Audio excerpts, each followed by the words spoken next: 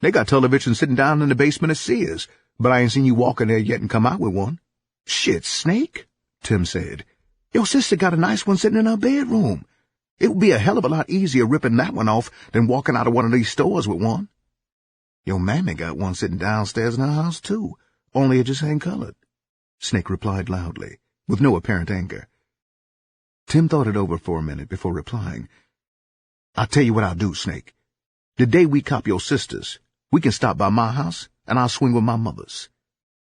The men in the car rode on in silence, waiting for Snake's reply.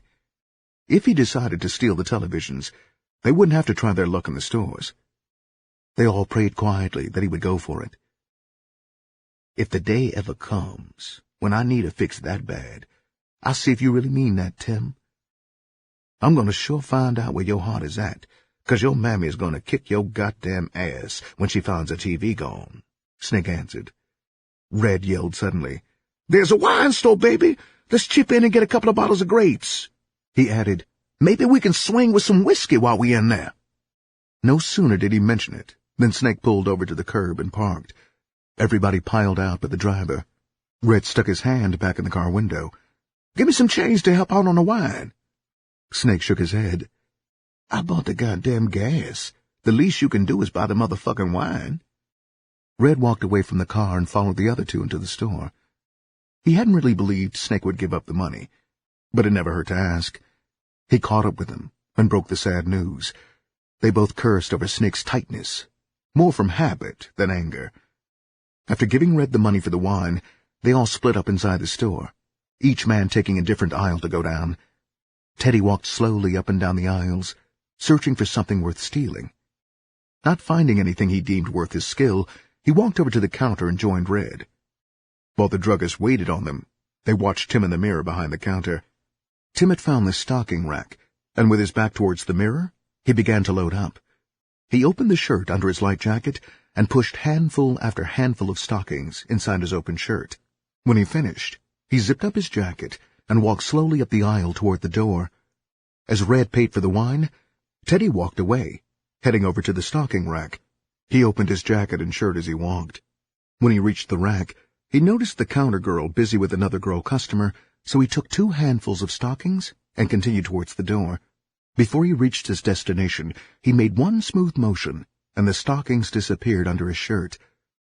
When Red joined them at the car, they were counting pairs of stockings. Between them, they had removed 52 pairs of seamless stockings from the rack. They each put up their loot in one of the empty shopping bags lying in the back window of the car. Each man kept count of his and his friend's merchandise, because it was no surprise if at the end of the day one of his buddies came up with merchandise that belonged to another addict. After we get another small sting, Snake said as he pulled away from the curb, we can stop and get a little blow. He grinned at his friends. I've been feeling boogie ever since this morning. I didn't do but a $5 pack when I woke up. If we listen to you, Snake, we wouldn't never get no hustling done. Between you and Teddy, you stay boogie. It don't make no difference how much dope you shoot in the morning either, Tim said harshly from the back seat. Red poured all the cups full of wine. They got a 5 and 10 cent store right down the street, but the floor walkers are hip to me and Tim. He drank down his wine in one gulp before continuing. If we go in the store first, we can pull the 2 floor walkers that work on the main floor, and you and Teddy, Snake, can cop the record albums they got setting out. They argued back and forth on how to swing with the LPs. Snake wanted to use the shot box they had in the trunk of the car, but Red argued that they didn't need it.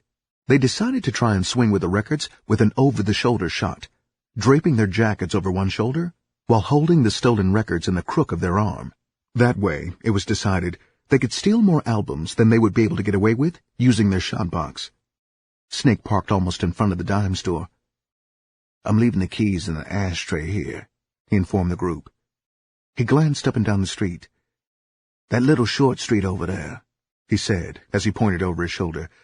If we have to run, whoever reaches the car, pull over there and look in the nearest alley. You'll find us somewhere down in it. All of the men glanced at the escape route. It was very important to them because they never knew when they would need it.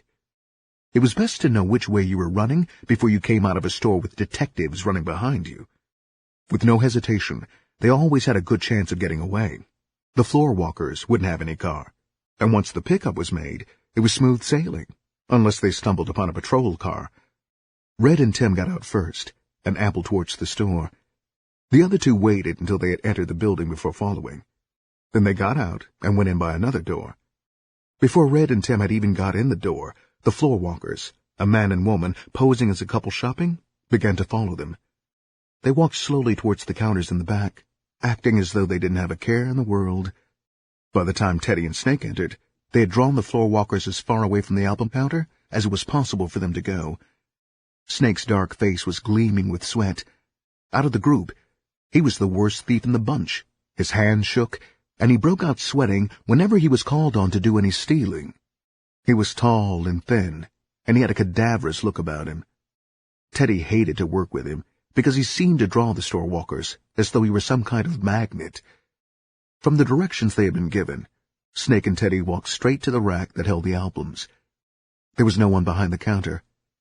Quickly, they sorted out the jazz albums and latest rhythm and blues records. These were the ones they knew they could sell. When both of them had a large stack of albums in front of the rack, they made their move. Teddy glanced around him casually. He waited until two women shoppers had ambled past, then picked up an armful of records and put them under his jacket, which was hanging off one shoulder. Snake followed suit. Without looking back, they walked swiftly towards the front of the store. From the rear of the dime store, Red watched them leave. Tim caught his eye and laid down some women's articles he had been fingering. He turned towards the two floor walkers who had worked up beside them. "If I were you," he said pleasantly, "I'd shop down the street. This store seems to carry some of the worst merchandise in town." He slapped Red on the back, and they both walked away laughing. Back at the car, Snake and Teddy waited impatiently for them. It had been a good sting. Teddy had 18 albums, and Snake had 15. The morning was starting off nicely.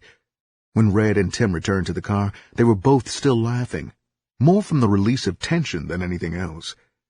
As soon as Red got in the car, he poured out the last of the wine in the first bottle and opened the second one. "Man, we damn near got enough stuff to go and buy us an eye-opener now. We can cop the rest of the stuff later on this afternoon." They kicked the idea around, back and forth, until Snake spoke up. "You niggas is a bitch. You know goddamn well if we quit now, you ain't gonna want to steal nothing later on, until all the dope is gone." "That's the truth," Teddy testified loudly. "And then after you get high, you're gonna be nodding all over the fucking stores. We better get the business taken care of while we're able to handle it." They drank the wine without speaking. Tiny Tim broke the silence. "Suppose we just cop the meat or the lawnmowers, then call it a day." "That sounds sweet," Snake replied.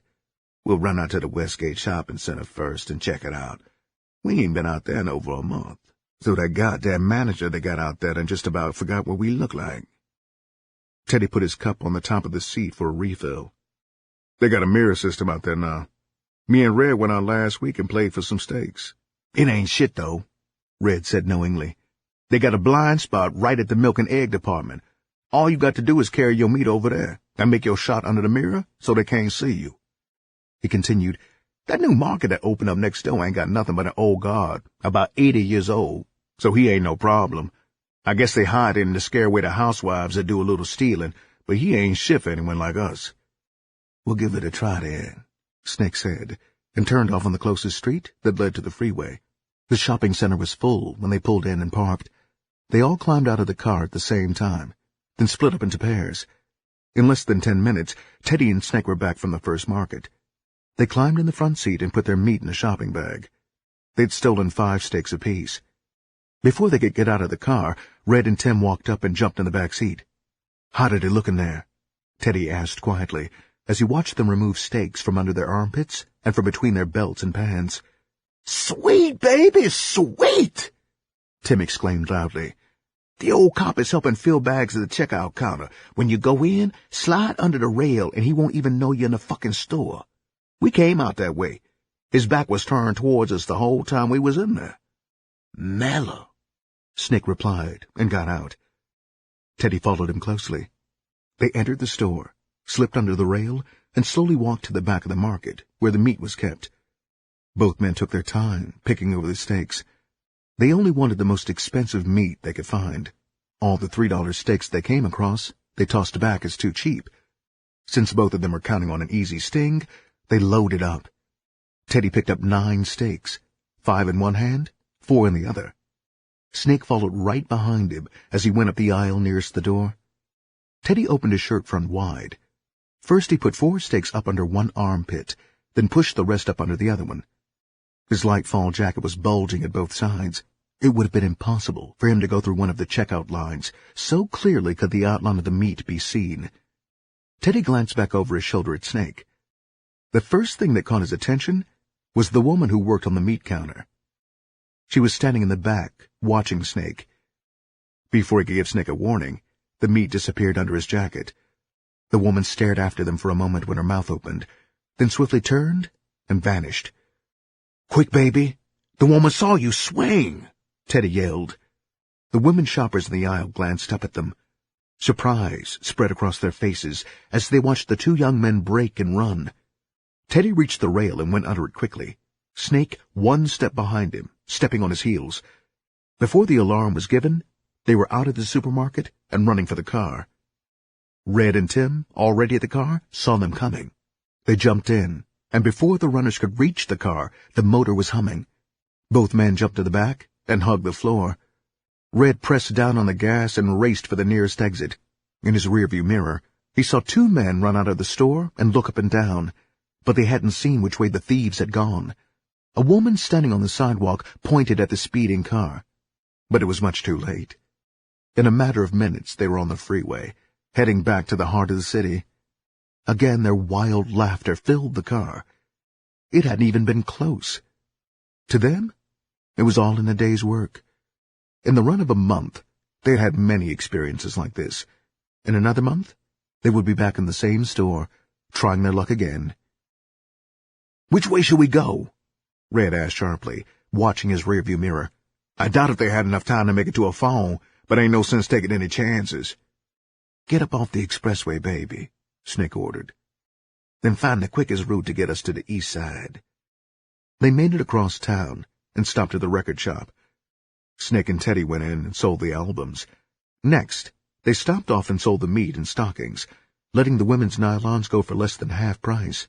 They had made off with over 50 prime steaks altogether. The money off the meat alone was over $100. For the albums, they settled on $75, and for the stockings, they got $25. After taking out for the gas and wine, they still cleared over $200 for a little over an hour's work. Snake stopped at a dope house on the east side. All of them chipped in $25 apiece. He was gone about 10 minutes before he returned with another man. They climbed in the car. "He ain't got nothing but pills," Snake responded to their unspoken question, "so I didn't cop none." He nodded towards the man who had gotten in the car with him. "Lee here says he knows where to cop the bomb at. We can get a half a piece of stuff for $100. All of the men in the car stared closely at the new man. They had hassled too hard to allow another addict to come along and burn them for their money. Tiny Tim said what they were all thinking. "Man, I wouldn't allow Lee to look at my money too long, let alone take it somewhere and cop. He ain't about to leave me sitting out in front of some apartment building while he runs out the back door with all my bread in his pocket." "Ain't that the truth?" Red muttered. "I wouldn't trust Lee in a shithouse with a muzzle on." Lee was a short, balding man, turning to fat in his late 20s. He listened to them without any apparent concern. What they had said was just about true. No matter how close friends they might be, $100 would be a lot of temptation. "What's the matter with you? You think I'm a fool or something?" Snake asked hotly. "Whenever my money goes out of sight, I'm going with it." Teddy spoke up. "What's Lee gonna get out of it, since he's so willing to take us to cop?" "Nothing," Snake replied bluntly. "All he wants for me to do is take him by his wife's house so he can pick up his TV to pawn." He didn't wait for any replies, but started the car and pulled away from the curb. "Man, I'm sick!" Red exclaimed loudly. "I thought we were going to cop some stuff, and now here we are running all over town." "I ain't but a couple of blocks away," Lee said. "What I need is some help lifting the damn thing, 'cause it's a flow model." Lee pointed out the directions, and in a few minutes they pulled up in front of a small frame house. Lee got out, with Snake following him. They went up the front steps, and Lee walked in without knocking. In the front room, 5 little children were sitting on the floor watching cartoons on television. Without bothering to speak, Lee unplugged the TV set and began winding up the cord. The children let out a yell, and their mother came running in from the kitchen. She stopped at the sight of the 2 men and put her hands on her hips. She was a tall, very light-skinned woman, thin to the point of being frail, with freckles covering her nose. Her large bosom heaved up and down with controlled wrath. Her eyes narrowed, glittering with disgust.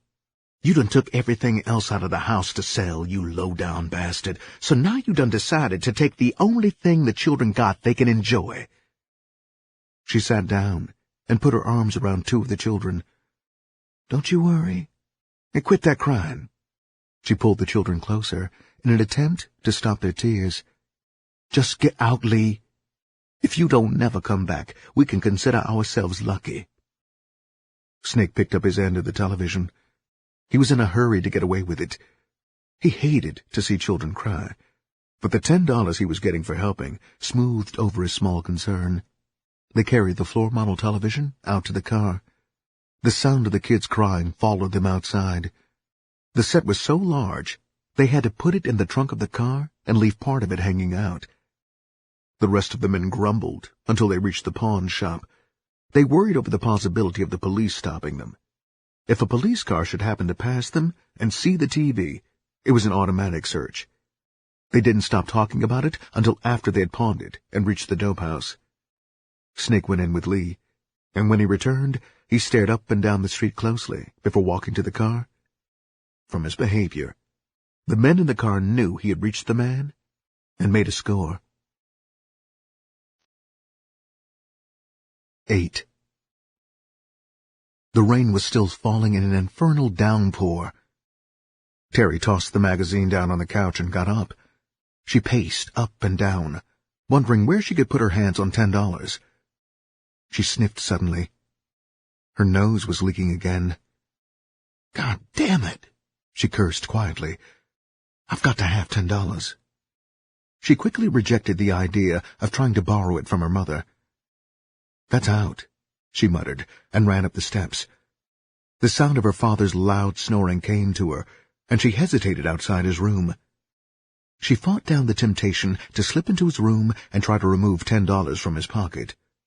Suddenly, a new idea popped into her head. She rushed over to her dresser and searched wildly until she found her address book. She flipped the pages until she found what she was looking for. Holding the page open with one finger, she quickly dialed the number. "Hello?" she said as soon as the receiver on the other end was picked up. "Can I speak to Billy?" she asked, annoyed by the sound of a feminine voice on the other end of the line. "I'm sorry, but he's in school. Could I take a message?" The voice was kind and pleasing. Terry slammed the phone down, not bothering to answer. She stretched out on the bed, fighting back the tears. "Tears won't help you now, girl," a small voice inside her warned. She twisted over on the bed. A hot flash ran through her, followed quickly by sweat running down her armpits. She rolled over on the bed, her legs beginning to feel stiff and heavy. "What am I going to do?" she cried silently into the pillow. She sat up quickly as cold chills shot through her body. She stared at the tiny portable radio sitting on her dresser. "It's useless," she told herself miserably. "It didn't cost over $10 when it was new." Terry jumped up and ran to the window, then stared out, her mind racing frantically. She trembled from a chill and hugged herself tightly. She retraced her steps and snatched up the phone. She dialed a number, tapping her foot impatiently. "Porky!" Her voice was almost hysterical. "I got to have a favor from you." "You don't have to have anything, young lady. But first of all, who do I have the pleasure of speaking to?" His voice was low and sweet. "Porky!" She almost screamed. "This is Terry. I got some money coming tonight, Porky. Porky, are you listening?" she asked frantically. "Yes, dear Terry, but I'm not interested in anything you might have tonight. Money, honey, that's the new magic word in the 70s. Ain't you hip?" He laughed uproariously. She began to plead. "Listen, Porky, please. If you won't give me no credit, how about let me bring you my winter coat? I just want to pawn it to you until I get off from work tonight. Listen, Terry, he ordered, his voice brittle. You already owe me $20, dear, so I don't think I can allow you to go any deeper in debt. Suddenly his voice became sweet again. He started to sing. It's raining outside, and I'm in the mood for love. Terry sobbed and slammed the phone down. You dirty, dirty bastard, she muttered as she fought back the tears in the corners of her eyes. The sound of her father's snoring came to her. Her addict's mind quickly came up with another idea. Snatching up a piece of Kleenex, she wiped her nose as she ran out of the room. She knocked lightly on her father's door. When there was no answer, she pushed open the door and stepped in. He was still sleeping. She grabbed his arm. Wake up, Daddy! Wake up! He rolled over and sat up, rubbing his eyes with the back of his hand. Terry? What you want, girl? He glanced at the clock on the table at the side of the bed. My God, it ain't nowhere near time to get up. He slipped back down between the covers and would have pulled them up over his head if it hadn't been for Terry. She grabbed the sheets and pulled them back down. Listen, Daddy, she said in desperation. I got to have you do something for me. He glanced up at his daughter. Well, what is it, girl? So I can go back to sleep. Daddy, they got a sale on at the store, and I got the most beautiful coat picked out for Mama. He grunted and tried to grab the bed covers. Ain't that nice? He managed to say. She sat down on the bed, determined not to give him any peace. Daddy, the sale ends tonight, and they won't let me put it in the layaway unless I put up $10. Your mama already got 2 winter coats, Terry, he answered, more awake now. Oh, Daddy, them things is all out of style. You don't want Mama going to church with them old things on this winter. He grunted again and made as if to roll over. Please, Daddy, please, she begged, a slight sob catching in her throat. How much do you need, Terry? He asked finally, wishing his daughter were elsewhere. Just $10, Daddy. That's all, she answered quickly. She sniffed and wiped her nose. Get it out of my pants, then. But don't come in here waking me up no more, girl, about no damn money. He growled and rolled over, attempting to go back to sleep. Terry got the money and ran from the room. She stopped and snatched up a fall coat and her large pocketbook. When she got to the front porch, she put the coat over her head and ran for her car. When she reached Porky's, she had to wait until he finished having fun with Jean. Jean stood in the middle of the floor in agony. Because of the heavy downpour, the Trix had stopped riding, or rather, she hadn't been able to catch one. Her nose was running also, and she was a pitiful sight. Her hair had gotten wet, and the natural she wore was out of shape. She had removed her spring coat to allow the water to drip from it, and the abscesses on her arms were oozing pus. The yellowish fluid was running down slowly from the open sores on the back of her hands and on her forearms. If you need stuff, Jean, I done told you what you'd have to do. If I wasn't scared of you giving my dogs the syphilis, I'd have you put on a little flow show for the folks. But you look so nasty, I don't even know if my dogs can get their bones up for you. He waited until all the sycophants sitting around the apartment laughed on cue before continuing. If you really want some dough, baby, just start making the rounds. He pointed at all the addicts sitting around. Just give them a lick or 2 on their bones. When you finish with them, come on back around to me, and I'll let you polish this knob until it spits. Porky glanced at Terry. If you ain't got no money, you just get on your knees, too, and follow around the room. There were a few snickers, and some of the male addicts glanced at her expectantly. Jean, too sick to care, stopped at the first male addict. He unbuttoned his pants and grinned foolishly at the rest of the people in the room. Terry watched in disgust. She removed the $10 bill from her bra and walked over and gave it to Smokey. Jean left the first man, and he rebuttoned his pants. She stopped in front of a junkie drawing up some dope. He waved her away angrily. She continued on around the room, stopping in front of all the men, giving them a chance to put their penis in her mouth. Most of the time, she was flatly refused. The addicts were more interested in putting dope in their arms than in being part of a show. She stopped in front of Porky, who removed an enormous penis from his pants as she dropped to her knees. Terry turned her head away, sickened. She staggered to the couch and sat down, keeping her face averted from the sight that was going on in the room. She could still hear the animal sounds coming from Porky as he directed Jean's efforts with a detachment that belied his enjoyment. Without any show of emotion, Smokey got up and walked into the small kitchen. When she returned, she was carrying a small pan full of water and a clean rag. She waited patiently until Porky reached his climax, then walked over as Jean got up from her knees and washed him off, her face expressionless. Porky grunted. "Give the hot-headed bitch a half a fourth," he ordered loudly.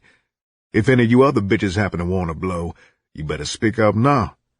If you wait till later, I might not be in the mood to watch no show." The few dope fiend women in the room ignored him and continued to finish whatever they were doing. Jean walked over to the couch and found the largest cooker she could get her hands on.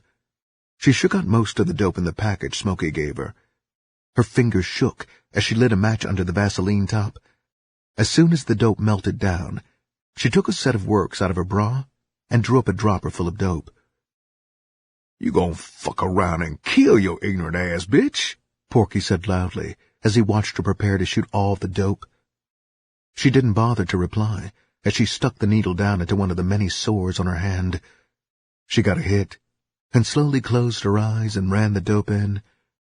Terry shuddered as she noticed the open sores. It was really a house of horrors, she thought. Jean ran the dope in, then removed the dropper from the spike. Leaving the needle still in her hand, she drew up the rest of the dope and ran it in quickly. Before she could take the spike out, she fell over on the floor. "The bitch that had an OD!" a few of the junkies yelled together. Before Jean had hit the floor good, Porky's doorman and Smokey went into action. "Get some salt water," Gigi yelled. Smokey came out of the kitchen carrying a tray full of ice cubes. She knelt down beside the stricken woman and raised her dress. She began to insert the chilling ice into Jean's womb, while another girl put ice cubes around her neck and bosom.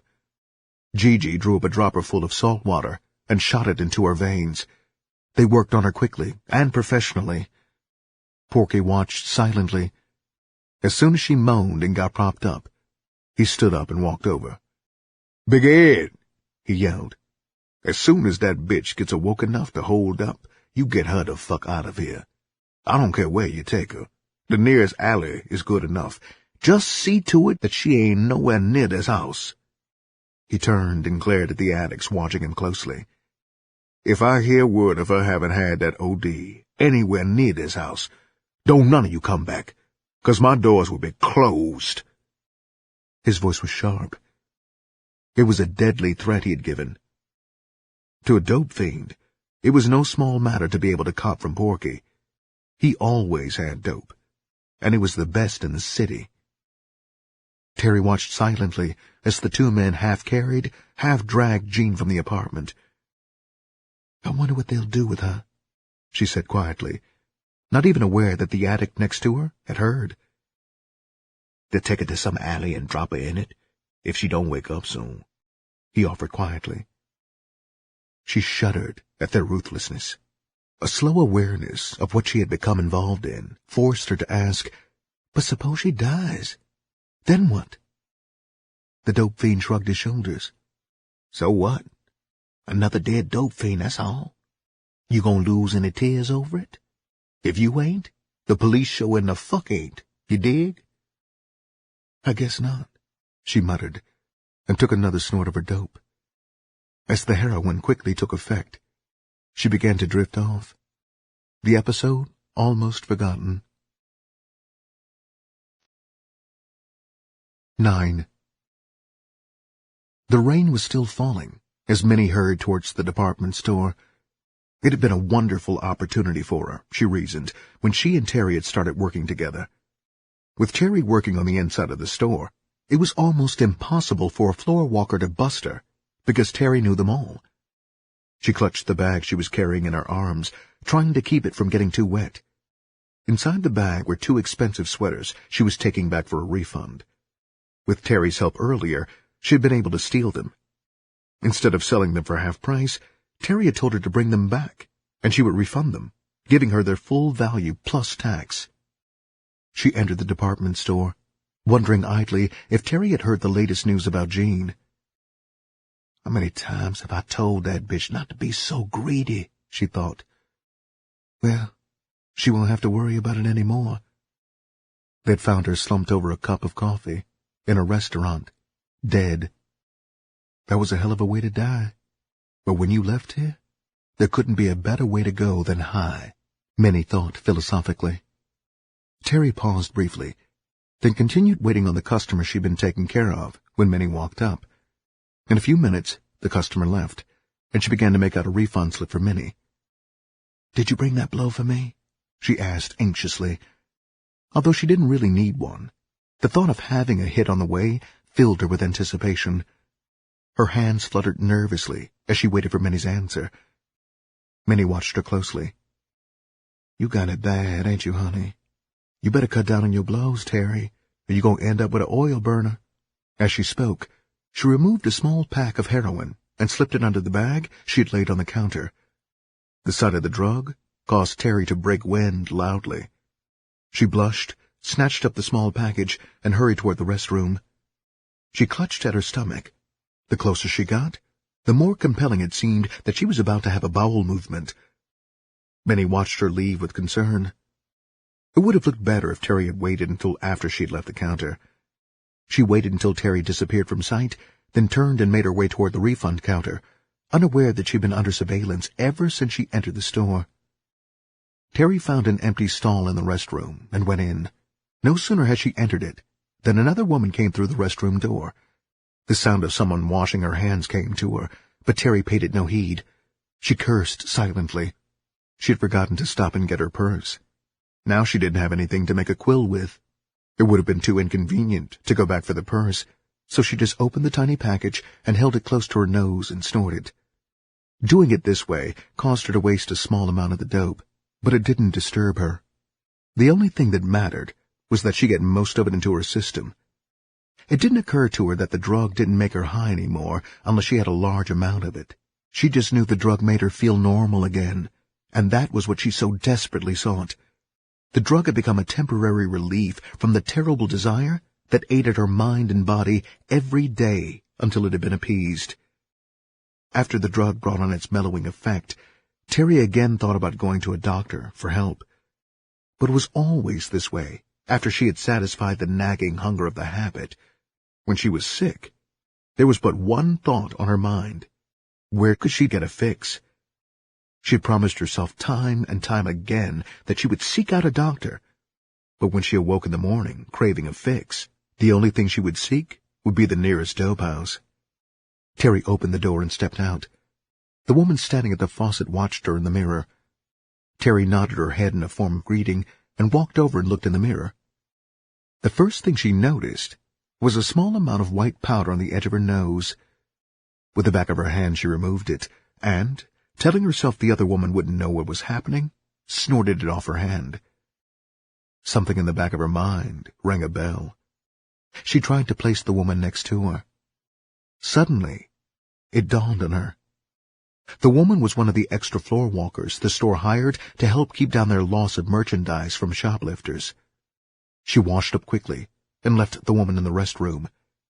After picking up the refund for the 2 sweaters, Minnie came back to Terry's department. She fingered some dresses as she waited for Terry to return. It had been a good day's hustling for both of them, she reasoned. Both sweaters had sold for over $39 separately. With the tax money added on, each sweater had brought over $40 on the refund. $80 wasn't a bad day's work, and with her stomach getting larger every day, she would have to find some other way of hustling other than whoring. She glanced around casually as she waited for Terry to come back and wait on her. The department store was one of the largest in Detroit. It carried a full supply of almost any kind of merchandise a woman could want. The departments on the upper floors carried furs and expensive jewelry, while the basement held a full range of furniture, from couches to wall-to-wall carpets. Under a cheap dress she had picked out, Minnie placed 3 Kimberly knit 2-piece outfits. She glanced around casually. There was no one shopping near them but two elderly women, so when Terry approached, she held the bundle out to her. Terry accepted the clothes and walked over towards her counter. She stopped at the cash register. After taking a brief glance around to satisfy her fear, she began to write up the order. Intentionally, she left out the 3 expensive Kimberly knits. Her hands trembled slightly as she folded up the dresses and put them all neatly into a white box. Casually, Minnie gave her a $10 bill. Terry took it, rang up the cash register, and gave Minnie a few dollars back as change. Minnie picked up the box and started walking slowly towards the door. As soon as she reached the exit, 2 women came up beside her and took her by the arms. "Just come with us quietly, dear," one of them said softly. From her dress counter farther back in the store, Terry watched the arrest going on. A stab of fear jolted her. It suddenly entered her mind that she might get arrested too. Before she could react, she saw her supervisor approaching in the company of 2 other women. "Terry, we would like to see you in the office. Please follow me." It was a request, but it had the sting of an order behind it. Mrs. Breeding waited until Terry came from behind her counter, then led the way towards her office as the other women dropped behind and brought up the rear. The other salesgirls standing at their counters watched the procession curiously. When they reached the office and stepped in, Minnie was already there, standing against the wall, looking as though the world had come to an end. Her head hung down, and she refused to meet the eyes of any of the women detectives in the room. A stout, heavy-faced woman was behind the desk, removing the knit dresses from the box. "Well, would you look at this? What in the world could these be?" she asked, with pretended innocence.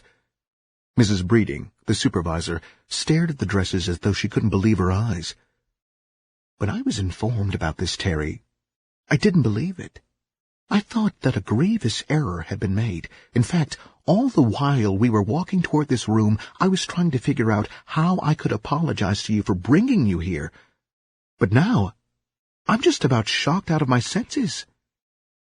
She sat down behind her desk in a daze. She picked up the clothes and felt them, as if trying to prove to herself it was not a bad dream. "This is utterly unbelievable," she murmured softly. "Why, I've known this child's parents for over 20 years. She has no reason in the world to steal." She spoke to the other women in the room, but actually, she was speaking to herself. "I don't know what to make of this. There's the evidence right before my eyes, yet I still don't want to accept it." She picked up the sales slip and slammed it back down on the desk. Her eyes fell on Minnie, leaning against the wall. "Now that," she said, pointing an angry finger in Minnie's direction, "that I wouldn't expect anything else out of." "But you, Terry? This is disgraceful. What will your mother think? How will she feel? Did you ever give it a thought?" The questions came fast and hard. "Not even to mention the disgrace you brought upon yourself, Terry. That's nothing compared to the shock and hurt your parents will receive from this. Didn't you even consider that you could end up in jail for stealing?" Mrs. Breeding shook her abundance of graying hair and glared angrily at Terry. The door opened, and the woman who had been in the toilet with Terry came into the office. She walked straight over to Minnie and picked up one of her arms. The tracks running up and down the veins stood out in all their sinister implications. "This girl here is on some kind of drug, Mrs. Breeding. I believe it's heroin." She dropped Minnie's arm. "I don't know for sure, but when I went into the John, I think Terry was using some kind of drug also," she said coldly. Mrs. Breeding came out of her chair as though shot from a cannon. "Is that true, Terry? Have you been foolish enough to get yourself involved with some kind of addicts?" "No, ma'am," Terry answered in a timid voice. She had been high when she entered the room, but the fear of arrest was like a splash of cold water on her face. She searched frantically for a lie that would get her out of this trouble. If there was any hope of salvation, she had to find it. The very thought of having the store press charges against her for shoplifting was stupefying. If she would have to appear in court in front of all the people just like a common criminal, she would just die. The thought made her turn crimson. Mrs. Breeding, seeing her blush, thought that Terry was ashamed of just being accused of using drugs. There was no possible way, she thought angrily, that a nice girl like Terry could actually be on anything like dope. She couldn't bring herself to think about it, let alone believe Terry guilty of it. She called 2 of the women detectives over to her desk. They whispered quietly among themselves for a few minutes. Every once in a while, one of the women would shake her head vigorously. Not the other one, Terry managed to hear, as she leaned forward, trying to catch snatches of the conversation. Mrs. Breeding came around to the front of her desk and leaned against it. Terry, because of your mother's honesty and goodness, I can't be the one to cause her a broken heart. She worked for me for over 20 years, so I owe her something more than heartache. Because of this, young lady, we're going to give you a break. You don't deserve it, but I'm doing it because of my deep respect for your mother. She paused for a moment, walked behind the desk, and opened a drawer. Here, she snapped, taking out a check and tossing it on the desk. We've decided to keep this among ourselves. This is your last check, Terry. What you have coming next week, we will keep to pay for the articles you and your friends have stolen. She glared at Terry, hurt and bewilderment in her eyes. If, for any reason, you're ever seen in this store, you will be arrested on sight, Terry. Now, if you don't like us keeping your other check, you can get ready to go to the nearest police station and take it up with the judge in the morning. It's your decision. Her voice had grown harsh. Speak up now. What do you want to do? It doesn't make any difference to me. For a brief moment, Terry couldn't believe what she was hearing. Then it dawned on her that they were really going to let her go. She was really going to get out of it. Relief flooded through her. Yes, ma'am. I understand, she managed to answer. You won't have to worry about me coming back in the store any more either. She hesitated for a moment, then asked, Is it all right if I leave now? Mrs. Breeding just glared at her. There was so much she wanted to say, to find out. But it wouldn't do any good, she reasoned. Yes, you can go now. Just be sure to take that with you. She pointed her finger at Minnie. Before Terry and Minnie had even left the room, Mrs. Breeding picked up the phone and dialed Terry's home number. Terry's mother answered the phone, and Mrs. Breeding broke the bad news. It was the sound of someone trying to stifle a sob, then silence. After a few moments' wait, Mrs. Breeding asked with concern, Are you all right, Mrs. Wilson? Mrs. Wilson sat as though she were dead. The phone dangled down from her lap, hanging like a dead limb on a tree. Mr. Wilson stared at his wife in surprise. He walked over and picked up the hanging receiver. After listening to the voice on the other end of the line, he thanked the woman for calling and hung up the phone gently. His wife stared at the wall, dazed. It was not just the phone call. She'd been dreading something like this for the past month. She couldn't put her finger on it, but she had sensed something happening to Terry that was out of the ordinary. Mr. Wilson sat down on the arm of the stuffed chair and put his arm around his wife's plump shoulders. His voice was low and tender. Now, dear, don't take this too hard. There has to be a reason behind it. Terry is no thief. You and I both know that. There must have been some kind of misunderstanding that we don't even know about. Let's not judge Terry until we hear what she has to say about it. His voice was firm and full of confidence in his daughter. Leona Wilson snatched her husband's words the way a drowning person would grab at a piece of driftwood. You're absolutely right, Herman, she said. I don't know what I was thinking about. We must wait and hear what Terry has to say. It's just that Mrs. Breeding mentioned the use of some kind of dope. I didn't understand just what she was getting at, but she mentioned some other girl with Terry who used dope. She stopped and thought for a second, then added, Why, I don't even think Terry would know what dope looked like if she saw it. I know I wouldn't. She laughed self-consciously at her own ignorance. She continued, The idea of it is so preposterous that just for a moment it threw me off. Nowadays you hear and read so much about young kids getting hooked on all these awful drugs that for a minute it just knocked me off my feet. She smiled up at her husband, trying to find assurance, hoping that his defense of Terry would ease her anxiety about her daughter's peculiar behavior. Herman had no doubts whatsoever about his daughter. Dope was something you read about, not something that came home and hit you in the face. Not if you were the kind of man he was. He worked hard so that he could give his family everything they wanted within reason. Dope was something the kids in the slums used, not a girl like Terry. She had everything a young girl could want. Dope? He had to laugh at the thought. He had given Terry more than the average white child received growing up. No, dope was one problem he didn't have to worry about. He leaned over and kissed his wife's cheek. Now don't worry, Mother. We don't have anything to worry about. As soon as Terry comes home, she'll explain what happened. I know she's feeling bad about losing a job, so we won't say too much to her about it. All we want is an answer to why she let herself get involved with that other girl. Mrs. Breeding said there was no doubt about it. The other girl was a drug addict. More than likely, Terry was probably trying to help her out. He smiled at his wife, reassuringly. I'll be willing to bet that it was probably one of her old school friends who turned out bad, and Terry was just trying to help her. In his attempt to comfort his wife, he began to believe his own excuses. The more he talked, the more he began to believe it had to be the other girl's fault. 10. Terry walked out of the department store in a daze, followed closely by Minnie.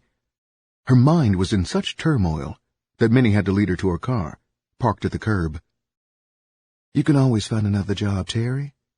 It ain't nowhere near as bad as you think it is. She remained silent until after she got behind the steering wheel. She stuck the key in the ignition.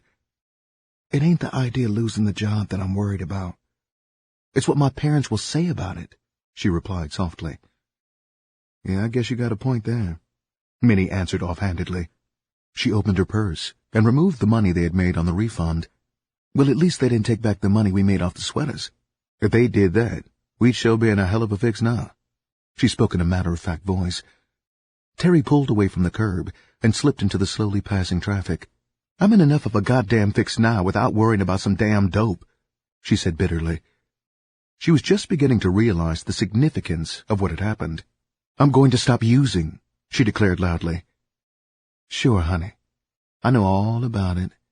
Every dope fiend I know is going to stop using one day, Minnie answered coldly.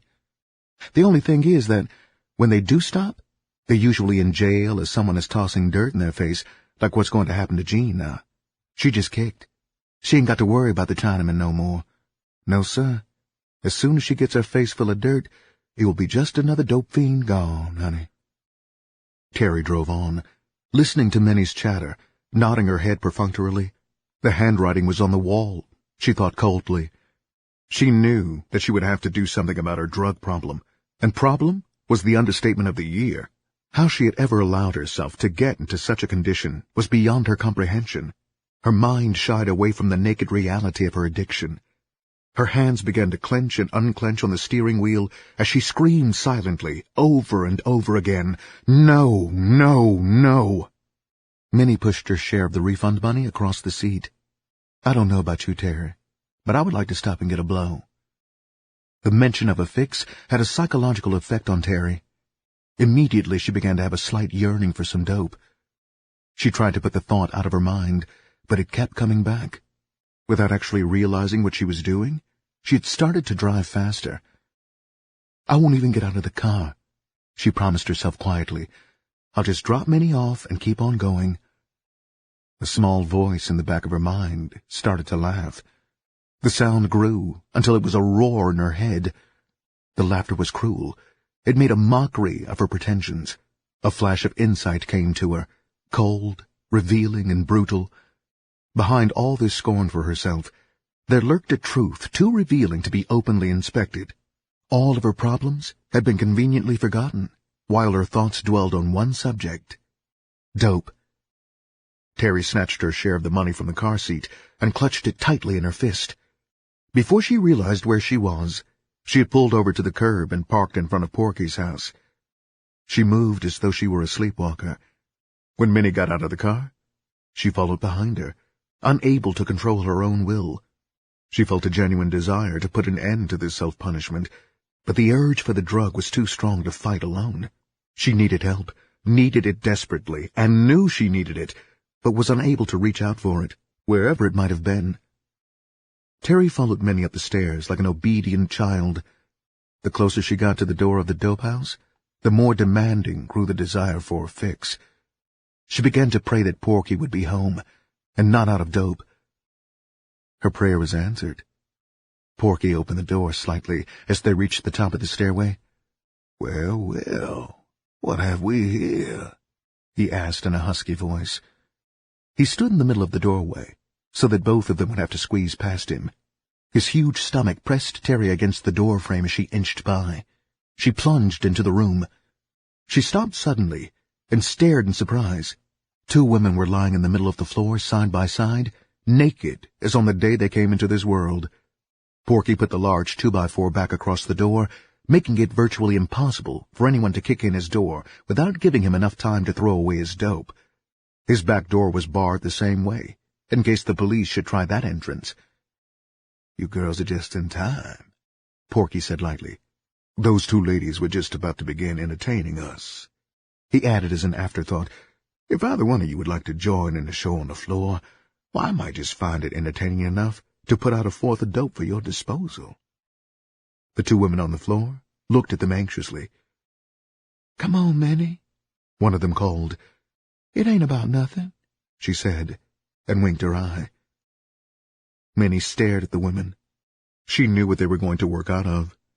With four women twisting around on the floor, all it would really boil down to was letting the men see some bare ass. They would end up faking most of the oral sex the men thought they were seeing.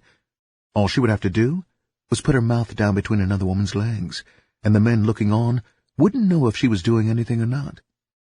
Actually, Porky was the only one who would really be watching them. The male addicts would be too busy nodding, and the few women sitting around couldn't care less. Minnie glanced at Terry.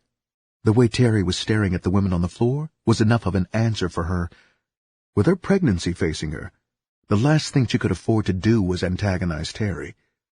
She realized that the bigger her stomach became, the more she would be forced to depend on Terry's goodwill. With the car that she owned, Terry would be indispensable. Give her a couple of more months of steady using, and a sight like this would be the last thing in the world to shock her. More than likely, Terry would be participating in the shows herself. "No, honey," she replied to the woman on the floor. "I think we'll just watch." Terry fumbled in her purse and brought out $10. "Here, Porky," she said, holding the money toward him nervously. Smokey got up from the couch and came over and removed the money from her outstretched hand. Porky grinned at her. "You know you ain't got to spend no money, Terry. All you got to do is join the other ladies on the floor." She stared at him, astonished. "You hold your goddamn breath, nigger, until you see me laying on the floor making a spectacle of myself for one of you freaks." Her small bosom swelled with anger, while her eyes glinted with unconcealed fury. Her violent reaction worked as a stimulant on Porky. He could feel himself beginning to have an erection. His hand slid down to his penis, and he unconsciously began to stroke himself. His breathing became heavy, while his reptilian eyes closed and unclosed in ecstasy. Terry was overwhelmed with repugnance as she watched him. The fleeting thought that such a man held power over her filled her with dread. She made a silent promise that this would be her last fix. After today, she would find some way of getting help. Somehow, she would find the strength. Minnie spoke up. Her voice was harsh and sarcastic. "Whenever you finish jacking off, Porky, we would appreciate it if you would take care of your business." She held out a $10 bill towards him. Porky stared at her coldly. His small eyes glittered with open scorn. Minnie brought to his mind all the rejections he had received from girls while going to school. They had all talked to him as if he should be thankful they allowed him to breathe the free air. In truth, he had a deep hatred for humanity. He could never forget the horror of his school days. He had been very sensitive about his abnormal size, yet time and time again, he tried to reach out across the span that separated him from the other children, desperately wanting to be accepted. The only time the other kids would allow him to play was when they felt like ridiculing him. Pig had been his nickname then, but when he got older and began to realize the power a dope bag brought to the pusher, he quickly put an end to being called Pig. He had always been grotesquely fat, no matter how much he tried to lose weight. The family doctor had told his mother it was a gland problem, so not to worry about it. Some people were just meant to be large. As he grew older, he realized that many people feared him just because of his features. He even admitted to himself that he resembled a gorilla. What he really enjoyed, though, was the fear that he inspired in women. When he saw that, it aroused him the way nothing else could. There was nothing he enjoyed more than sleeping with a woman who was petrified by fear. Many of them became paralyzed, practically statues of stone, when he started making love to them. Smokey took the money out of Minnie's hand as Porky lumbered over to his overstuffed chair and sat down. "Don't get beside yourself, bitch," she warned Minnie as she gave them each a pack of dope. "You bitches ain't getting paid just to lay on the floor," Porky yelled loudly at the two women on the floor. Minnie rolled her eyes at Smokey, but didn't reply. Smokey resembled a robot, a walking zombie. Porky kept her so high that, most of the time, it seemed she wasn't aware of where she was. Whenever the addicts discussed her abnormal habit, they spoke in voices full of awe. She was completely at the mercy of Porky's whims. If he were to put her out, her chances of staying alive would be small. Her daily use of heroin would cost an addict on the street over $500 a day. In the run of a week, she used the retail value of over $3,000 worth of dope. Smokey headed back towards the bedroom, stepping over the two women on the floor. She stared past them, her dilated eyes not even seeing them. She lacked the slightest interest in what they were about to do. As Minnie and Terry took their dope and sat down beside each other, the two women on the floor began to perform. More for their own benefit, really, than for anyone watching. Each woman stretched out with her head pointed towards the other's feet, while their legs interwove intimately. They were using the scissors position, a favorite of professional lesbians, and as they rubbed cunt to cunt, it became apparent that there was nothing faked about this. Both women were thoroughly enjoying themselves to such a degree that no other person seemed to exist in the apartment for them. Terry found herself blushing as she watched the women. "My God," she thought, "this can't really be happening. Not in a room full of people and most of them men." She cautiously glanced out of the corner of her eye to see how the men were reacting to this grotesque display. To her astonishment, very few of the male addicts were really watching.